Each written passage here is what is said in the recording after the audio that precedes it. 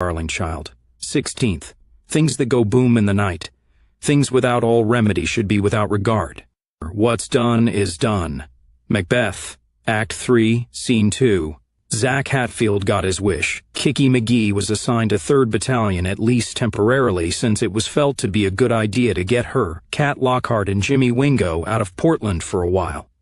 She got to see a lot of the wild countryside up and down the North Coast, which was a new experience for a city girl.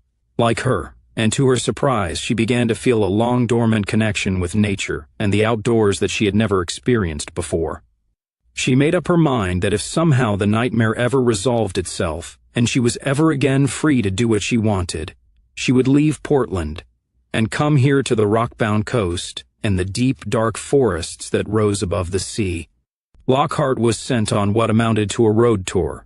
The NVA moved him into areas as far north as Bellingham, Washington, as far east as Montana, and on one occasion he did a memorable gig in Vancouver, British Columbia, that gained him the signal honor of being declared Canada's most wanted fugitive by the RCMP, and having a special writ of outlawry passed against him by the Parliament in Ottawa, an archaic legal device that allowed anyone, police officer or otherwise, to shoot him on sight. Such an outlawry act had last been used in the 19th century against the Indian Métis rebels of Louis Riel. Wingo served as Lockhart's backup, and on his last tour in June, Kicky went with a pair of them. She drove, stood lookout, and otherwise assisted the famed marksman, along with relays of local volunteers in Spokane and Coeur d'Alene. During this time, Kicky and Jimmy Wingo became lovers, which in the NVA context usually just meant sandwiching occasional sex into the daily roller coaster ride of life on the bounce. It was a natural development and helped her with her transition into her new life. Kicky forced herself to carry out a tremendous act of mental and emotional self-discipline, dividing her life into 2 sections or compartments, before and after Flanders Street. She never allowed these compartments to overlap in her consciousness, at least not when she could prevent it. Before Flanders Street was before. That was not the person she was today. Now was after, and she was someone else. Memories of Ellie she suppressed with swift brutality every time they surfaced. She knew perfectly well in the back of her mind that this was delusional, that there was still a very good chance that her role as a police informant would somehow come out, and that she would have to die for what she had done. She simply accepted this risk along with the same death she risked every day. In a fractured mutation from one of her old 12-step programs when she had been trying to quit drugs, she schooled herself to live one day at a time, and she simply didn't think about the future. She became fatalistic and accepted her philosophically. Her life was now set on its permanent track, and she would see how it played out by midsummer. Kicky and Jimmy Wingo were back in Portland, although Kicky's hair was now trimmed in bangs and dyed auburn. They were now a recognized couple, and the Army's policy was to keep such couples together wherever possible and allow them to work as a team. The Battle of Flanders Street was a memory. There were other and more recent bloody media events and debacles for the government and police, and they were now as safe in Portland as anywhere else. Kicky had no idea how Lainey Martinez and Jamal Jarvis had dealt with her sudden and dramatic defection. All she knew was that there had been no public announcement from the Portland Police Bureau about her, or indeed the presence of any informant on Flanders Street. The whole thing had been played by the media as a heroic mission led in person by Chief Linda Hirsch to save the life of the Vice President of the United States. Kicky did hear that all the police involved in the shootout had received commendations, and that Martinez and Jarvis had received medals of valor, as well as Hirsch and McCafferty, the latter 2 posthumously, of course. Beyond that, she knew nothing of what the Portland cops were up to regarding her, nor did she know that Oscar and Gary Bressler were still hunting her relentlessly. One summer's evening, Kicky took part in a special training session with volunteers Jason Carmody, Eric Sellers, and Annette Ridgway, a session that was in fact part of that 3rd section mole hunt. They were taken to a warehouse unit in Beaverton for a lecture and hands-on instruction from 2nd Battalion Explosives Officer Lieutenant Vincent Pascarella. Eric looked over and saw 4 low racks of metal shelving about 10 feet long, laid about 2 feet apart so they served as sawhorses. Across the tops of the shelving units lay 2 heavy black cylinders about 4 feet long, made of what looked like corrugated steel pipe with odd brackets and wires sticking out of the lower end, and 4 or 5 longer, more slender tubes that appeared to be made of stainless steel, with blunted noses almost like torpedoes and triangular airfoils, or wings about halfway down and again at the perforated base. By now Eric was out of the habit of asking questions, but Pascarella saw them all looking at the objects and volunteered an explanation. "Chug-chugs and whiz-bangs," he said. "That's what I thought, sir, but which is which?" asked Eric. "I've never seen any of these before." "The chug-chugs are the homemade mortars," said Pascarella, pointing at the black cylinders. "We made them 81mm for consistency's sake, so we can use certain factory accessories like a bipod assembly with them and mount them on an M200 and 52 base plate if we ever get hold of one. But I wouldn't dare try to fire one of those with a proper military round in it. They'd blow up in our faces." "I know the rockets are called whiz-bangs because of the sound they make," said Annette. "Well, according to CNN, that's pretty much it, yeah," agreed Vince. "They use a solid fuel propellant made by our popular science club that doesn't like to stay solid. The techs are still diddling with it, trying to stabilize it. We use these to loft a love tap or two over Uncle Slime's Bremer walls every now and then. I keep hoping we'll hit the executive John and blow some federal judge off the crapper, but so far the results have been mixed, to put it charitably. They're kind of like the Zeppelins in World War I. Good psychological weapons, and they can sure give some government clerk or secretary the heebie-jeebies about coming to work. But the problem is you can't hit the broad side of a barn with the damned things, and on entirely too many occasions, the payload doesn't even detonate. Plus you have to find a place to set up, and you need at least a 3-man crew to fire them, and then we generally end up with an eon-day chase sequence. The risks are high and the results problematical. We have been able to force the feds to evacuate a lot of their high-rise buildings, because even these clumsy bozos can slam into a skyscraper window. But all they've done is cordon off surrounding streets and set up their offices and gear in trailers down below the level of the Bremer walls. I keep hearing scuttlebutt that Quartermaster GHQ is trying to cop us. Some serious hardware from assorted international arms dealers, or else direct from Ivan the Bear himself, and we have a standing offer of $50,000 to any American military personnel who can make an M252 and a couple of dozen he rounds fall off the back of a truck, but no luck so far. What exactly is a Bremer wall, Lieutenant?" asked Eric. "Yeah, you're what, 17, 18? That one's from a bit before your time, I guess. Bremer walls are those big steel-reinforced concrete blocks with the sloping bases and topped with razor wire that the feds lift into place on cranes and used to surround their green zones in the Middle East and now in the Northwest homeland," Pascarella told him.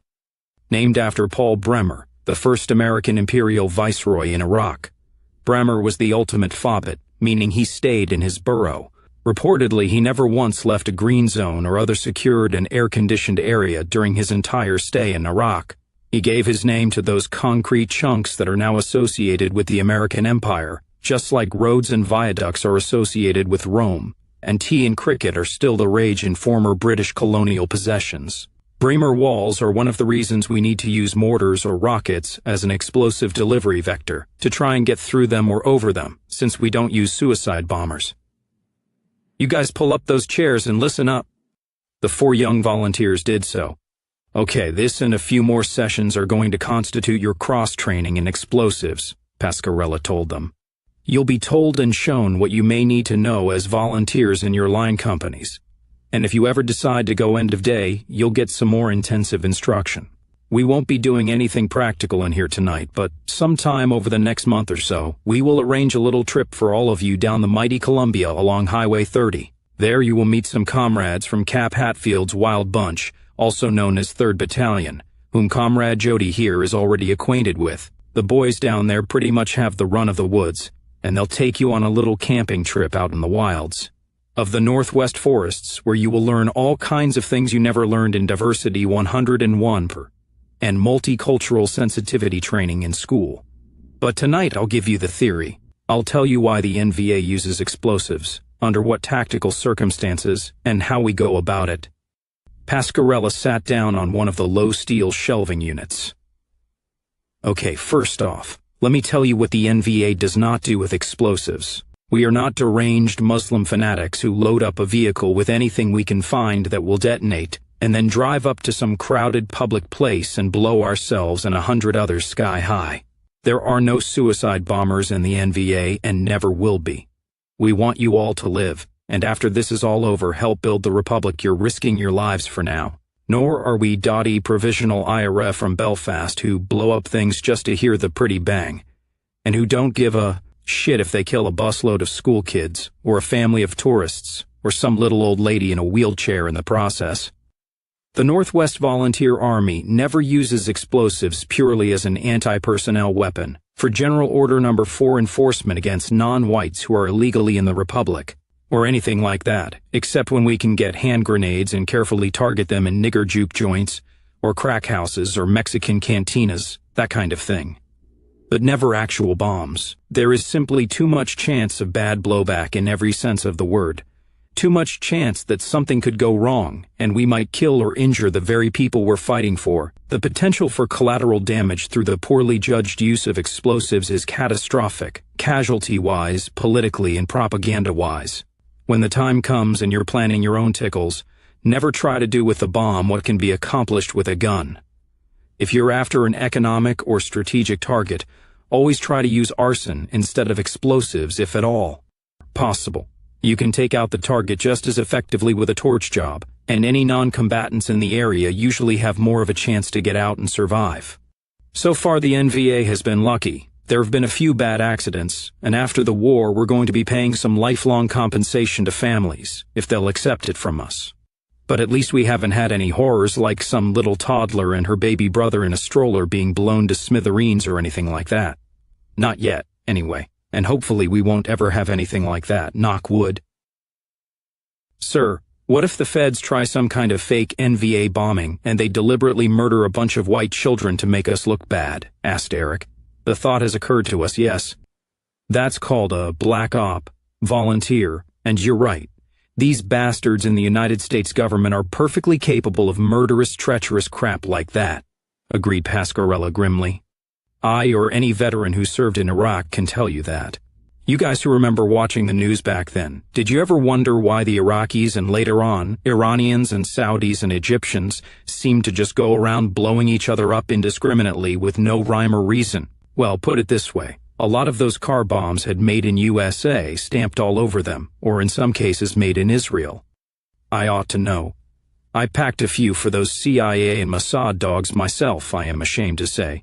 Now, getting back to your question, Troop, while I am not an intelligence or a political officer and you know the strong army rule against spreading rumors, my understanding is that in one of the few bits of unofficial negotiation we have ever done with the other side, the NVA made it clear to the federal government of the United States that if any explosions went off in kindergartens or hospitals or nursing homes, and the media tried to claim that us evil white racists did it, then our moratorium on attacking commercial passenger liners, airports, and air traffic in the United States would end, and we would start taking out jetliners on the runways and in the air. We have the power to shut down air travel within the United States and in and out of the United States, guys, and you may wonder why we've never used it. That's why. So far, the unwritten agreement of no CIA-style black ops, in exchange for no attacks on the airlines and airports, has held. No president of the United States in her right mind wants to shut down all air traffic in this country. Anyway, back to the subject at hand.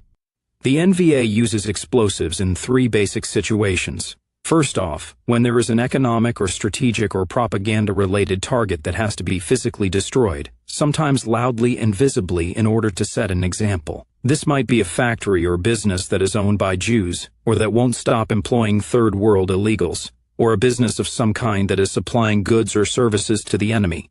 It might be a bar or restaurant that refuses to ban military personnel or federal employees or non-whites. It might be an office building or other structure used by our assorted enemies, and we need to deny it to them and destroy their plant. You get the idea. The second instance in which we use bombing is against enemy armor and fortifications, like when we toss these primitive rockets and mortar shells here over the Bremer walls and razor wire and give Daddy a kiss. This is where the good old IED or improvised explosive device, otherwise known as the Baghdad Banger, comes into its own. Like some other NVA guys who are vets, I have the unusual experience of having been on both ends of an IED, and between the Muslims and ourselves we have refined them down to an art form. Through the use of IEDs we make enemy troop movements dangerous and difficult to plan and execute, and in some areas of the Northwest, we have succeeded in more or less driving the police and the military off the highways completely, forcing them to fall back on helicopters. If we ever succeed in obtaining any shoulder-fired missiles or some other way to bring those birds down, Uncle Slime is going to be really fucked. I imagine that some of you guys are already familiar with the third way in which the NVA uses explosives. Anyone? Annette raised her hand. Jesus, I feel like I'm teaching school here with you young kids, laughed Pascarella. Well, I suppose I am. Okay, the girl with her hand up in the front and only row. Booby traps, said Annette. You got it, confirmed Pascarella. Whenever it is physically possible, the NVA always booby traps the scene of an operation before unassing the area. Any vehicles or other likely receptacles, the dead bodies of any enemies, so forth and so on. This has gummed up the police and the feds no end. Sometimes it takes them a whole day to locate and disarm booby traps, and that's a whole nother day you guys have to cover your tracks. Not to mention the dead and wounded the traps still inflict on the enemy, even at their most cautious. The most common booby traps are black powder pipe bombs or homemade stick grenades with tripwire or spring-loaded deaths. But I've heard of everything from hidden shotguns to bear traps, to door handles wired with electricity, to poison beer, to weird concoctions in toilet bowls that react with the ammonia in urine and blow off important parts of federal personnel using them. Our crew blew a nigger's head off with a charge we left behind in a John with the seat closed, said Jason with smug satisfaction. Pascarella chuckled. Okay, now, as to the practical aspect of assembling and detonating ordnance, every explosive device consists of three basic components. There is the main charge, the dynamite or Semtex or whatever will provide the main blast. There is a much smaller detonation charge, usually a commercially manufactured squib like this, and he held up a small copper tube about the size of a pencil stub. This is what is called a blasting or a percussion cap. And there are a lot of different kinds, some with powder, some completely electrical, some with a tungsten filament like a light bulb. A detonator cap can also be improvised with chemical or liquid nitro gel in a bottle, a Molotov cocktail or something like that. A single ordinary Chinese firecracker in a stick of dynamite or TNT works beautifully. The cap explodes, and thus detonates the main charge. Thirdly, you have an ignition or detonation system to blow the detonator cap, which can be something as simple as a black powder trail or a burning fuse of the kind you see in old movies, but usually it's something electric involving a battery or some other device that sends an electric spark into the blasting cap and explodes that, which then detonates the main charge. The key to blowing the enemy into smithereens and not yourselves is simple. You keep these three components disconnected until the last possible minute. There are three kinds of detonation processes, with a few variations. Numero uno. There are timed detonation systems. This might be your basic old alarm clock with a battery attached or something more sophisticated and digital. A timed detonation is when the device is set either to explode within a certain time like 5 minutes, or else it's set to explode at a certain time like 3:15 p.m., when you believe your target will be within range. The ticking time bomb of metaphor, said Annette. What's a metaphor? asked Kicky. Sorry, some of that preppy stuff seeped into my brain, said Annette apologetically. Annette was in awe of Kicky since the Battle of Flanders Street. Kicky was older than Annette. She was rumored to have been a hooker, she had tattoos and a child, she'd been in jail. And in Annette's rich kid eyes, she had an irresistible wrong side of the tracks chic, a weird kind of reverse snobbery that sometimes showed in volunteers from the upper classes. Pascarella ignored them. Then there's remote-controlled detonation, which means you need your bombardier or at least a spotter observing the area where the bomb has been laid, and you have to wait for the enemy's convoy or APC or armored limo or other vehicle and detonate when he's on top of the IED. We find that wireless phone, motherboards, and batteries work peachy keen for this purpose. You put the phone's number on speed dial, and once you connect the battery and board to the detonator cap via a few wires and alligator clips, all you do is hit speed dial and kablooey. The Iraqis taught us that. We used to shoot them in if we caught them with a cell phone anywhere near an IED blast. Just pray to God some telemarketer doesn't call up trying to sell you a timeshare in some ski resort just as you're hooking on the clips. Has that ever happened? Asked Kicky curiously. I haven't had anybody killed, no, but every now and then an IED goes off prematurely for no reason anyone can figure out, and that may well be the cause, some junk call. Damn telemarketers, admitted Pascarella. The third type of detonation system is through a wire or cord, either an electric wire connected to a plunger battery or an actual military det cord, but we don't use that one much. Pascarella turned very serious. Now listen up, kids. Sorry, comrades, because this is important. Safety. What are euphemistically called work accidents with explosives will happen in one of two ways. First, you accidentally detonate the blasting cap while it is inserted or connected to the main charge, because you somehow get a closed circuit and a spark from the battery on your ignition device. This is the primary reason why you need to keep your ignition system disconnected or disabled until the very last minute, until the ordnance is in place and the enemy is standing on top of it, if possible. There are also assorted safety precautions we use on remote control devices, like turning off the phone you're going to use to blow the charge and actually taking the battery out to make damned good and sure. Never ever insert a detonator cap into a charge that is connected to the ignition device by any kind of wire or fuse. Cap first, then the disconnected wire, then connect the ignition system. Then put the battery back in and arm the ignition system when you are a safe distance away, not when you're still looking at the charge on your front seat. The second cause of premature detonation is when the main charge itself becomes unstable and is ignited by heat or pressure or static electricity. This is one reason why, with one exception, the Portland EOD unit always tries to use properly manufactured commercial or military explosives and not these weird concoctions that O.C. Ogilvy's boys and some of our other more eccentric comrades like to cook up in the bathtub of some house trailer. The most serious end-of-day accident the Portland NVA ever had was when two very fine comrades, volunteers Vladko Kirilov and Paul Strasser, were handling some homemade gelignite, and as nearly as we can figure, the damned stuff had become unstable and started sweating nitroglycerine. Both were killed. Never forget, guys, this stuff is deadly dangerous, and if you disrespect it, you will pay with your life and maybe the life of a comrade as well. What kind of explosives does the NVA use? Asked Jason. The most common explosives available to the NVA's EOD teams throughout the homeland are good old-fashioned dynamite, TNT, and black powder, explained Pascarella. Dynamite and TNT are still as common as dirt. They're vital in construction, urban demolition besides the kind we do, and in mining. The federal government can't ban these explosives or control them. There's too much need for them in industries that make the soulless men in the business suits money. There is a special EOD commando unit that travels all over the United States pulling off burglaries and raids on mine compounds and construction sites and carting off cases of dynamite and TNT by the dozen in specially made vehicles. The one exception I just mentioned is that we do make a lot of our own black powder in several covert powder mills, which is simple and reasonably safe so long as no moron lights up a cigarette.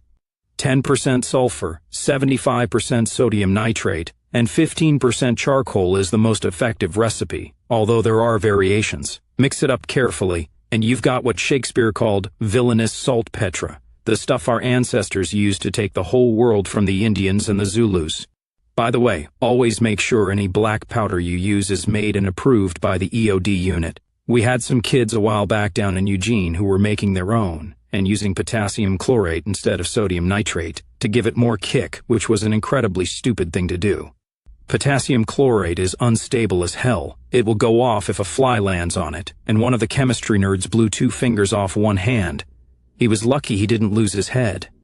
But the champagne of all insurrectionary explosives is still Semtex, which is now manufactured in a dozen countries as well as the Czech Republic where it was invented, the lieutenant continued. While the federal government has succeeded in imposing all kinds of records-keeping, special handling regs, security measures, ethylene glycol and other chemical tagging and so forth on American manufacturers, the original Czech producers are still merrily exporting it all over the globe, and it's not that hard to get if you have the folding green to pay for it. Semtex is the charge of choice for big jobs when we can lay hands on it. It's just about the most potent stuff available for our purposes. A pound of it can take down a good-sized house. A briefcase full can decapitate an office building. And in the rare cases where we want to go that distance, a car trunk full of Semtex can send an entire city block to the moon. Gelignite, jellied nitroglycerine, is actually a bit more powerful, but it's not manufactured anymore, and like I mentioned, the bathtub variety is dangerous to work with, so we don't fuck with it. When Quartermaster GHQ can get hold of Semtex, we parcel it out among the end-of-day units, and we reserve it for special jobs. I mention that because you guys may be called upon to make some pickups or deliveries to Spokane or Seattle or Boise. If so, don't worry about it. It's quite stable, so long as that detonator cap stays out of it and you don't hit it with a hammer or do anything to cause compression. How about C4, sir? Asked Eric Sellers. When we can get it, it's great, said Pascarella. However, the American military has become so paranoid about our bombing capability that they have actually moved all of the military stocks of C4 out of the homeland. And they've got it locked up tighter than the gold in Fort Knox in a number of special facilities across the rest of the empire. It practically takes a signed order from the president or the chairman of the Joint Chiefs of Staff to get the Army Corps of Engineers or the Green Berets issued with any C4 for legitimate purposes, if you want to call America's purposes legitimate. We do still get hold of some, but it's actually a lot easier and simpler and more cost-effective for us to load up on dynamite and TNT. Now, delivery. This is where you guys come in. The young volunteers leaned forward. There are car and truck bombs, of course, Pascarella told them. Sometimes that's the only way, when the attack is against, say, a major military convoy and your only possible ambush site is on a city street, or more often when it's some American bigwig in his armored limousine that we can't breach any other way. But we don't like doing that, because of the risk of unacceptable collateral damage. On a few occasions we've managed to get a car or a truck bomb close enough to crack a Bremer wall, or wipe out a watchtower or something of that kind. And I suppose you heard about that hell of a prison break last week at the Auburn detention facility up in Washington, where Jock Graham's crew blew a hole in the fence with a truck bomb. But a vehicle bomb is a major operation that has to be looked at from all angles, and approved by brigade command or higher. We do not want the streets of northwest cities turned into Baghdad or the Gaza Strip. Our sharp-eyed lads in the sniper companies inflict more physical and psychological harm on the enemy than 100 car bombs could do, and they do it surgically and with a panache that excites admiration among whites, not fear and loathing. Most bombing is specifically targeted against indoor installations, the object being to slip inside their defensive perimeters and hit them where they think they're safe. Have any of you been asked to deliver a package yet? I have, said Kicky. It was my first solo tickle, that faggot bookstore and sex shop downtown with the big cartoon character sign, Homer Erotica. The Red Baron himself made up my package. I was given a fake student ID, and I brought in a shoulder bag full of books on the poems of Sappho and the joy of lesbian sex and all that crap. Each book was cut out, and it had a stick or two of dynamite inside. Plus, there were 6 more sticks sewed into the lining of the bag. I had a plastic cell phone loaded with some kind of gunk to serve as the detonator. They didn't have any dogs, and there was no metal in the bag, so it passed the detector. The bugger boy just glanced inside the bag and put it behind the counter to make sure I didn't try to shoplift a dildo or something. Before he did, I put the cell phone into the bag. I browsed the shelves for a few minutes, then slipped out the back, went down the street, and dialed the phone's number. Blowed up real good. Good job, comrade, and a typical day's work for our parcel post, responded Pascarella with a nod, impressed. It is entirely likely that you other 3 will at one stage or other be asked to deliver a package. There is no mission in the Army that requires more courage, more cool-headedness, and more just plain balls, as well as the ability to think on your feet and be a better actor or actress than anyone in Hollywood, which this classy lady here seems to have. Each one of these missions is unique, and I can't really prepare you for them, except to say that you will be given full training in everything you are to carry, its risks, and how to handle and use it. You will have to get into your target zone, most likely past armed guards and sniffer dogs and God knows what kind of electronic security gear. Some units in the NVA draw lots for package deliveries, I always ask for volunteers and I brief them personally beforehand to make sure they're up to it, mentally and emotionally. I've never been disappointed yet. Later on, when your respective companies are brought in on a major attack or ambush, especially if you end up with a flying column out in the countryside, you will almost certainly be involved in preparing and implanting and detonating IEDs, which can vary from a just plain big-ass box of dynamite to daisy chains of homemade claymore mines. Over here I have some samples of the kinds of casings that we use for IEDs. If you guys will gather around this pallet here, I'll give you an idea of how we hook them up for detonation. The four of them surrounded the wooden pallet, and Pascarella's lesson went on. As soon as the four young volunteers' transport arrived and picked them up to take them home, Pascarella went over to a window and signaled with a flashlight. Then he walked over to one darkened office and knocked on the door. The door opened and Gary Bresler stepped out, a headset on his ears. "You saw and heard what you needed to?" asked Pascarella. "Yeah," replied Bresler. "Didn't see or hear anything off-key, though. Did you get any vibes you didn't like off any of them?" Pascarella raised one of the roll-up doors, and a large blue van without lights backed onto the dimly lit floor. Two men got out and opened the rear door, and they began loading the two mortars and the homemade rockets into specially prepared racks. "I think they're all four bright and dedicated young people, and whoever recruited them knows his job," replied the explosives officer. "That biker girl, Jody, she was the chick on Flanders Street with Cat Lockhart that day, right? So she's already made her bones?" "Yep," said Bresler. "Which doesn't mean diddly. You know as well as I do that a deep cover informant is quite capable of blowing away a couple of catamites in order to create their bona fides for the army." "Yeah, I know." "Damn it, Gary, I'm a bomber, not a ferret.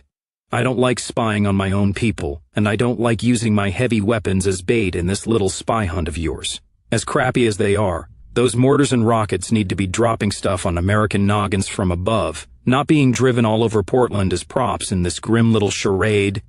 "It has to be done, Vince," growled Bresler. "I have at least 2 more batches I want you to do for me, just like these last 2. I'll tell you where to bring the stuff in a couple of days." "I didn't say it didn't have to be done. I just said I don't like doing it." "Jesus Christ, Vince, do you think I do?" demanded Bresler. 2 more men walked in from the darkness outside, special 3rd Section operatives who had been brought down from Seattle. "Okay, Zeke, you guys all set up across the street?" asked Bresler. "All set up, Lieutenant," said one of them, a young man named Ezekiel in a neat shirt and tie who looked like a Mormon missionary, which he had once been until he was tied to the garroting deaths of a Mexican police officer and several transvestite prostitutes in Twin Falls, Idaho.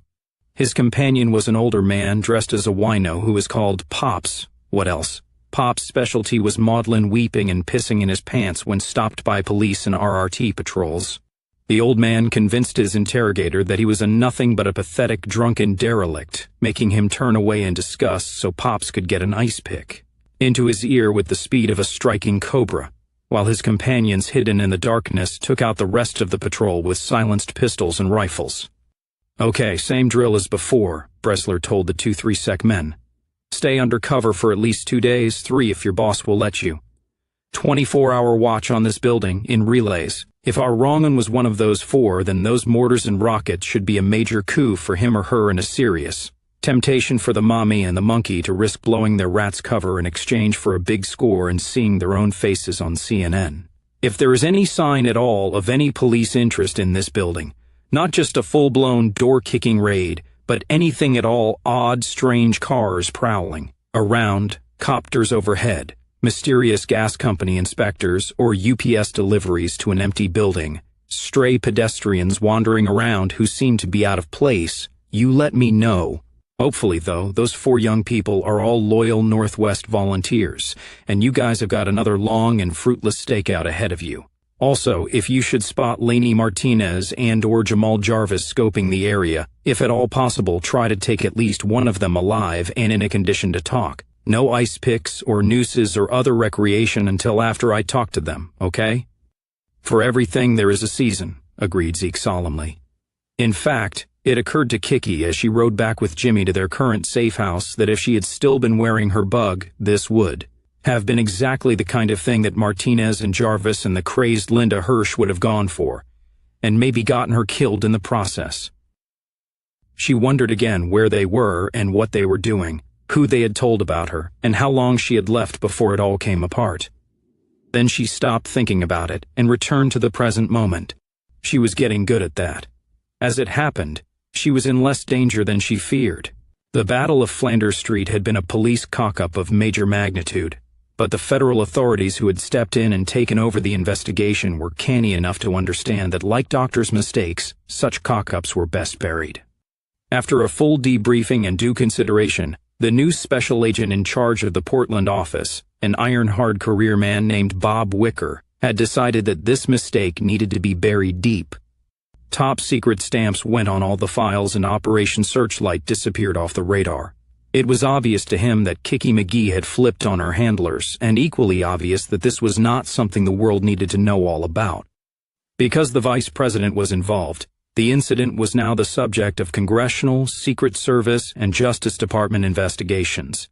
These were pretty much pro forma, since everyone thought they knew it was a simple NVA assassination attempt thwarted by the valiant Linda Hirsch and Elliot Weinstein based on some piece of last-minute information that neither of them were now in a position to divulge. Any mention of the presence of a police informer would reopen the investigations, raise all kinds of embarrassing questions about such events as the assassination of Ambassador Whitman and his Bantu bride, and poke sticks at a number of sleeping dogs that were best let lie. Lainey Martinez met privately with Wicker in a lengthy session in his office, where she had run down the whole thing for him and made a persuasive case for making the best of a bad deal, which she culminated with a skillful act of fellatio on Wicker's office sofa. Wicker was convinced. He and Lainey were now enjoying twice-weekly orgies of afternoon delight in covert safe apartments and hotel suites maintained by their respective departments around town. Wicker gave her and Jarvis warm written commendations. Not to be outdone, the governor of Oregon himself ordered Lainey and Jarvis promoted to detective lieutenant and approved their medals of valor. Since the beginning of Operation Searchlight, Lainey had taken the precaution of keeping a full hard copy set of relevant documents hidden away in a safe deposit box just to make sure that she could in fact revive the whole episode if it proved necessary, and she had let Wicker know this. But he understood perfectly her need for insurance, and it looked as if they would not be needed. The one fly in the ointment was that May McGee and Mary Ellen McGee had disappeared. The head of the private contractor guard had been quite abashed when he told an outraged Lainey that their prisoners had given them the slip. That old drunken biddy was still getting her beer ration, he told her. We even upped her to a case per day. But she must have been pouring most of it down the sink or something when we weren't looking, because the night of that shootout you guys had on Flanders Street, before we could get any orders from you on how to proceed, she somehow got into the kid's room and got off the premises with her. We honest to God don't know how. The mercenary knew, of course. He had been banging his female sergeant in one of the other hotel rooms, but he decided that it was better to look merely stupid than outright ridiculous. Lainey was so enraged she even lost her English and cursed him in Spanish, but whatever May had planned, she had planned well, because she and Ellie vanished without a trace. Lainey had landed on her feet, but Jarvis wasn't quite as pleased. One of Cat Lockhart's last bullets had brushed his nappy head and carried off his left ear. Lainey visited him in his hospital room and brought him up to speed. Okay, look, it turned out to be a total fiasco, she admitted. But Wicker is willing to be reasonable. True, the FBI has now appropriated all our work, and the kid's gone, and so is our cut of any adoption bond. But that might not be a bad thing in the long run, because it cleanly severs our connection with this whole mess. Look on the bright side, Jamal. We both made Lou. We can tack M fifth after our names, and now I've got an inside track with the feds that you can ride as well as me. Plus that .50 caliber slug was a few inches off, and you're still here. Hell, we're both still here, aren't we? Hirsch and poor old Andy and Isaiah Robinson and some other guys who went out that day didn't make it. There is a silver lining to all this, There's only one silver lining dis nigger wants to see, growled Jamal, touching his bandaged head. Someday I wants to get my black hands on dat white bitch's throat. Oh yes,